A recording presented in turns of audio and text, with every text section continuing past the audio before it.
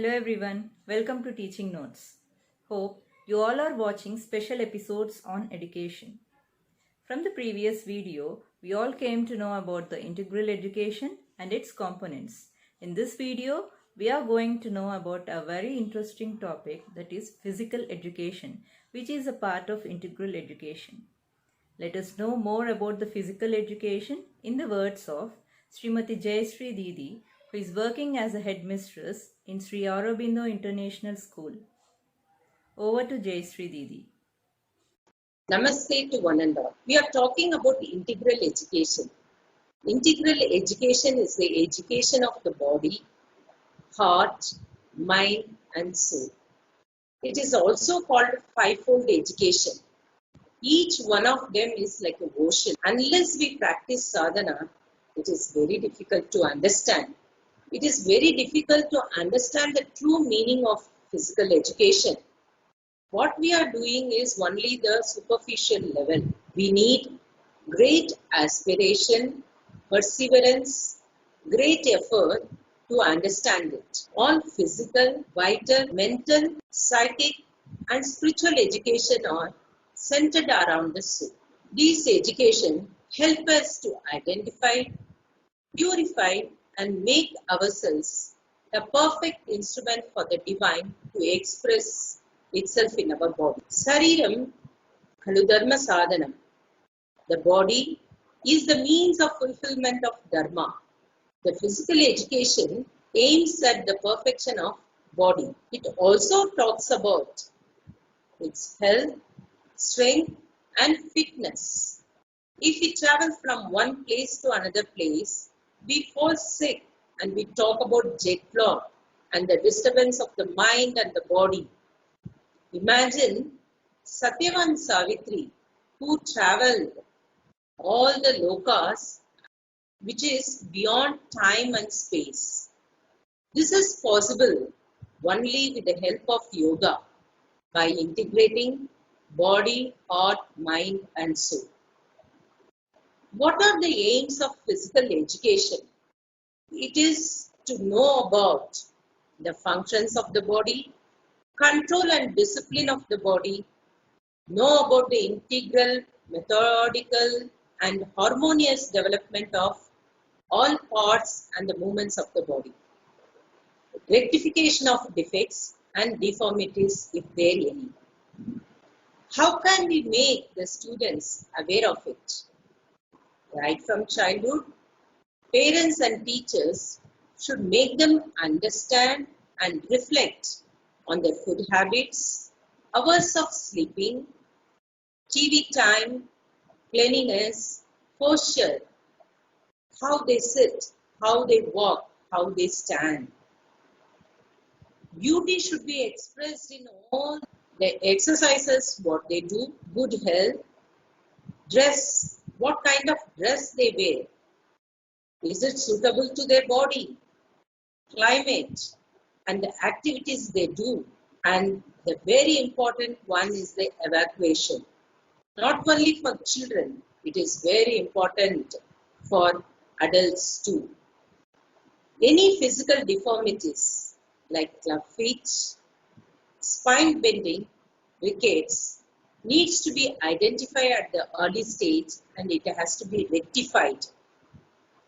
Right from childhood, children should be exposed to different activities like scribbling, painting, clay modeling, playing in the sandpit, which develops gross and fine motor skills.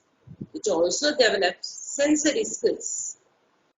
Sometimes parents must be asking why my children are playing in sandpit or with clay or in water.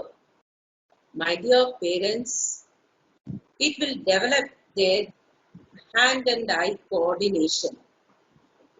Imagine we all played these games, marble games, 5 stones, spinning the top, lemon and spoon, skipping.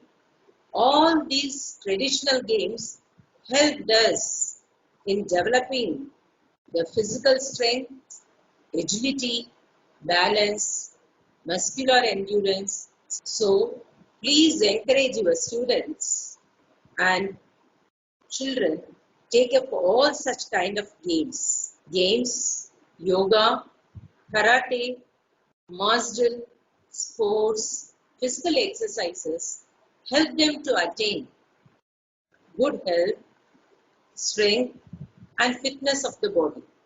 It also help them to develop discipline and also develop strong character in them.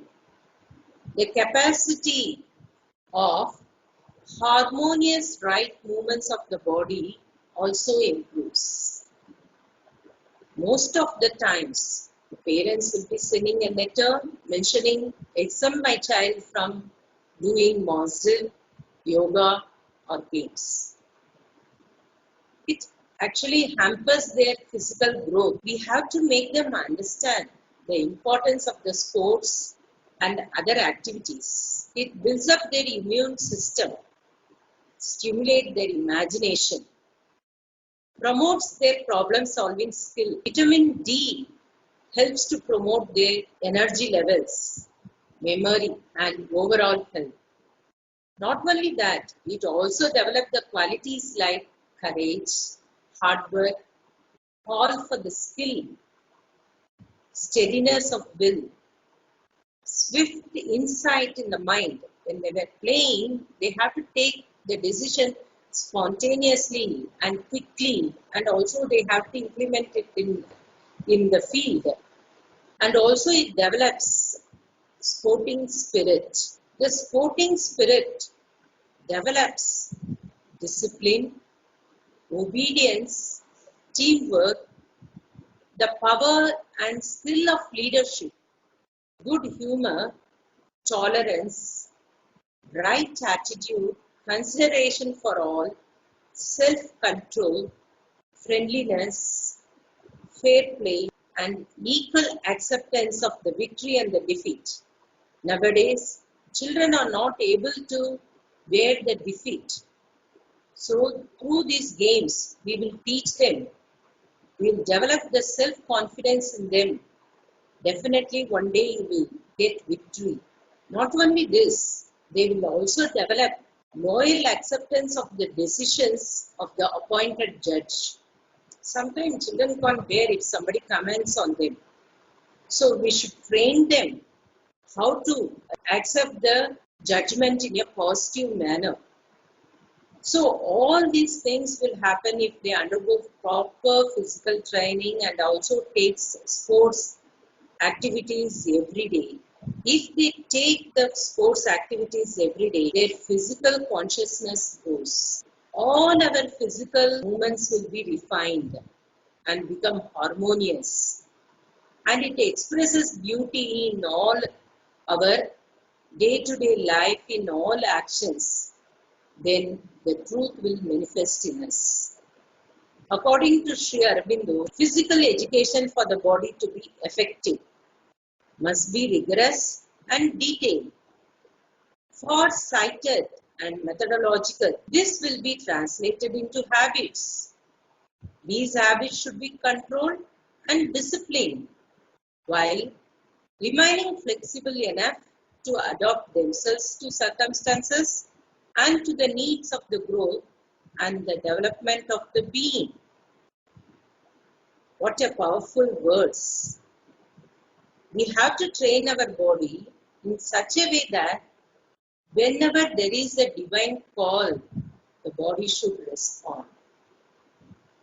The response should be spontaneous. Not only spontaneous, it should be fit enough to receive the power and the energy. That is why this mother has given a beautiful prayer to all of us. Make of us the hero warriors we aspire to become. May we fight successfully the great battle of the future that is to be born against the past that seeks to endure, so that the new things may manifest and we may be ready to receive them. This prayer was given by the mother on 6th January 1952. But see, still it is apt for us. Whenever the new situation comes, when the new force is manifesting, we should be ready to receive them. For that, we have to prepare ourselves, our physical body, to receive such power into us. Thank you. It's really a wonderful presentation and an eye opener to each and every parent and a teacher. Thank you, Didi.